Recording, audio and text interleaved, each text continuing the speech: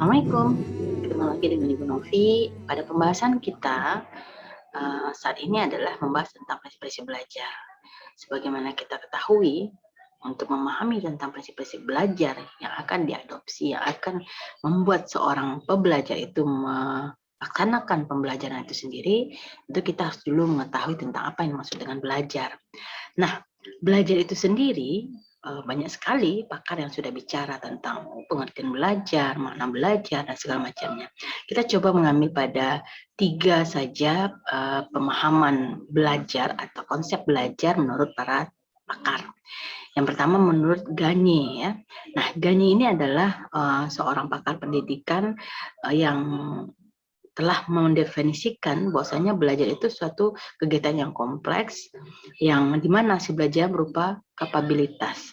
Jadi belajar itu nggak bisa dari dalam satu rujukan saja, tapi dia lebih ke kompleksitasnya. Ada afektifnya, ada kognitifnya, ada psikomotornya. Jadi tidak pada satu ranah saja. Nah, menurut Skinner, sebagai pakar yang bicara tentang bahwasanya belajar itu adalah proses perubahan, adanya respon, adanya stimulus yang diberikan, maka Skinner mendefinisikan belajar itu sebagai perubahan perilaku. Lalu menurut Winkel mengatakan bahwasanya belajar itu adalah suatu aktivitas mental seseorang dan tentu saja diikuti dengan psikisnya yang fisiknya yang berinteraksi dengan lingkungannya yang menghasilkan perubahan perilaku pada diri sendiri. Jadi tidak pada orang lain. Nah, jadi Winkel ini menekankan bahwasanya perubahan perilaku, perubahan belajar itu untuk kepentingan dirinya sendiri. Jadi kita bisa mengambil kesimpulan bahwasanya belajar itu adalah sesuatu yang sifatnya perubahan.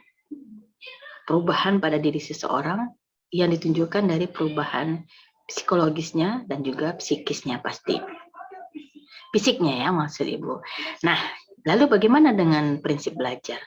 Prinsip belajar itu adalah petunjuk atau cara yang perlu diikuti untuk melakukan kegiatan belajar itu sendiri.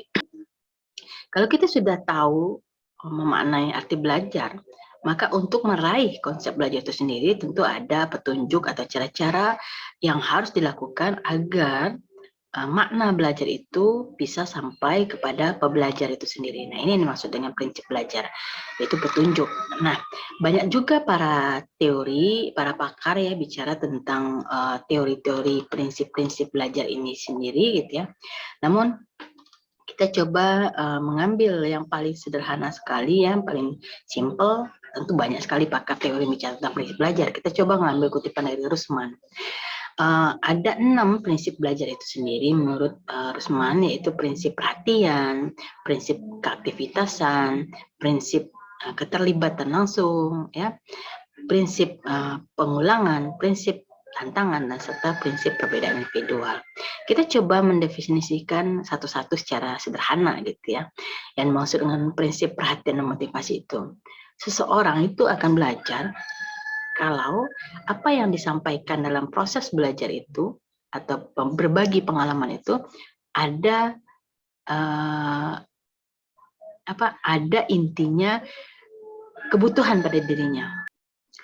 Lalu prinsip keaktivitasan. Nah, pada dasarnya setiap manusia sudah memiliki keaktivitasan. Dikarenanya adanya keingintahuan ya dari internal diri sendiri dan pergaulan tentunya atau interaksi dia dengan eksternal di luar dirinya. Nah, jika prinsip aktivitas ini dibatasi, maka akan mengakibatkan siswa itu pasif. Jadi dalam proses belajar, prinsip keaktivitasan itu sangat dibutuhkan. Makanya bagi pendidik perlu terkadang membiarkan siswanya untuk berinteraksi dengan siswanya. Jangan inginnya teacher center saja. Misalnya, dengarkan Ibu, dengarkan Bapak, nah, jangan ribut sana, jangan ribut sini, jangan bicara-bicara. Bisa saja yang mereka bicarakan sebenarnya pemahaman mereka yang ingin mereka sharing pada temannya pada waktu itu juga gitu ya. Jadi jangan di apa istilahnya, jangan langsung di-cut sehingga mereka nggak mampu berimprovisasi terhadap apa yang mereka pahami tentang pesan-pesan yang mereka terima dari gurunya. Nah, ini sering terjadi juga dalam ruang kelas yang tidak mengizinkan siswanya berinteraksi pada saat guru yang bicara. Seharusnya apa yang dilakukan? Ketika kita menyampaikan satu pesan, lalu siswa itu mungkin memahami dengan cara yang sendiri, lalu dia mencoba untuk mentranslate itu dengan bahasanya kepada temannya, mungkin guru akan menilai, anak ini sedang ngobrol, padahal belum tentu begitu. Jadi, maka apa yang harus kita lakukan sebagai seorang pendidik untuk meningkatkan prinsip keaktivitasan ini? Iya, langsung tawarkan, oke anak-anak, sepertinya ada yang paham dengan apa yang Bapak atau Ibu sampaikan ini. Siapa yang bisa mengulanginya lagi? Nah, begitu harusnya. Jadi jangan langsung, itu bicara, kenapa harus begitu? Coba diam dulu. Nah, jangan begitu. Berarti kita tidak memenuhi prinsip aktivitasan. Lalu prinsip yang ketiga, yaitu prinsip keterlibatan langsung atau berpengalaman. Edgar Dare mengatakan bahwasanya belajar yang paling baik adalah belajar melalui learning by doing, atau belajar secara langsung, secara fisik, ya, secara psikisnya juga. Karena apa? Keterlibatan emosional, keterlibatan fisik itu akan bekerja sama dengan keterlibatan intelektual dia, akan mampu membuat pembelajaran itu jauh 95% berkesan pada dirinya dan biasanya melekat kuat pada memorinya. Nah, tugas pendidik harusnya mampu merancang pembelajaran yang sistematis dan mempertimbangkan karakteristik peserta didik ini sendiri. Prinsip pengulangan.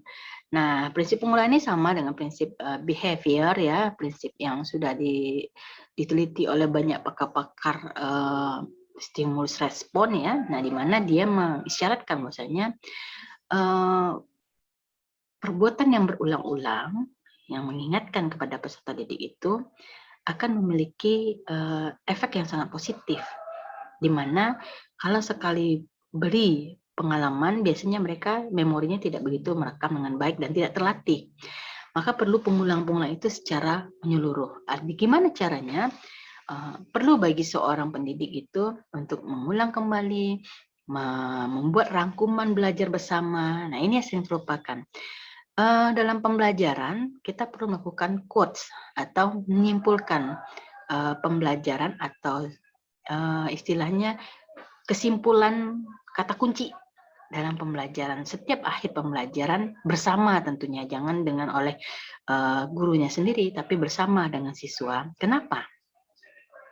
Karena prinsip ini prinsip yang sangat menekankan pada kekuatan memori itu akan terjadi apabila berulang dan selalu dikaji kembali.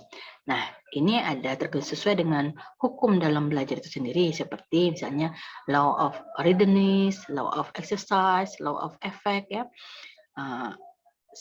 Sifatnya adalah hukum timbal balik. Nah, ini yang dimaksud dengan prinsip pengulangan. Lalu prinsip tantangan. Nah, dalam situasi belajar, peserta didik menghadapi suatu tujuan tentunya yang ingin dicapai. Namun sering dia mendapatkan hambatan ketika mencapai tujuan itu dalam mempelajari pokok-pokok materi yang dalam pembelajaran itu. Maka biasanya kalau guru mampu merancang sebuah pembelajaran yang memberikan sifatnya tantangan itu, si anak justru merasa tertantang dan ingin menyelesaikannya. Yang terakhir adalah perbedaan individual. Umar Hamalik pernah bicara bahwasanya perbedaan individu manusia itu dapat dilihat dari dua sisi, yaitu horizontal dan vertikal. Perbedaan horizontal adalah perbedaan individu dalam aspek mental, seperti tingkat kecerdasannya, bakat, minat, ingatan, emosi, dan segala macamnya. Sedangkan perbedaan vertikal ada perbedaan individu dalam aspek jasmaniahnya. Jadi kalau vertikal itu terkait dengan fisiknya, tinggi badan, berat badan, ya, tenaga dan sebagainya. Sedangkan perbedaan horizontal itu yang terkait dengan intelektualnya. Nah, perbedaan-perbedaan individual ini juga harus menjadi pertimbangan dalam mengelola belajar untuk pembelajar tentunya. Ingat, tidak semua siswa mampu bisa memahami apa yang kita sampaikan, karena semua orang memiliki perbedaan ini. Dan itu harus disadari oleh pendidik tentunya. Ketika kita menyampaikan pesan, misalnya saat ini berbicara dengan media video, belum tentu semua audiensi ibu dalam pembelajaran ini memahami dengan apa yang disampaikan. Mungkin mereka akan paham ketika materi ini diikuti dengan teks atau visual teksnya. Mereka baru paham, oh ini yang bicarakan ibu ini. Atau ada juga yang bicara yang bisa memahami belajar apabila dilengkapi dengan audio tanpa visual, macam-macam caranya, dan ini harus dipahami. Ada pula audiensi yang mungkin atau siswa yang mungkin daya tangkapnya tidak baik, gitu ya. Meskipun secara fisik dia tidak ada kekurangan, tapi mungkin dia memiliki kelemahan dalam memahami apa yang dibicarakan orang. Apalagi kalau disuruh memahami teks atau membaca, tentu punya kelemahan sendiri. Nah, ini yang harus dipahami oleh guru, perbedaan-perbedaan individual ini. Oke?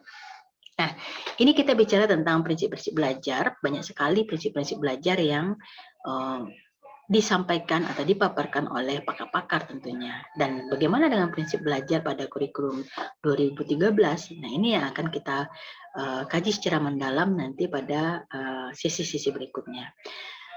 Silahkan kalau ada pertanyaan nanti dibuat saja di link komennya. Mudah-mudahan bisa direspon segera, dan mudah-mudahan pengalaman ini yang Ibu bagikan hari ini bisa bermanfaat bagi kita semua.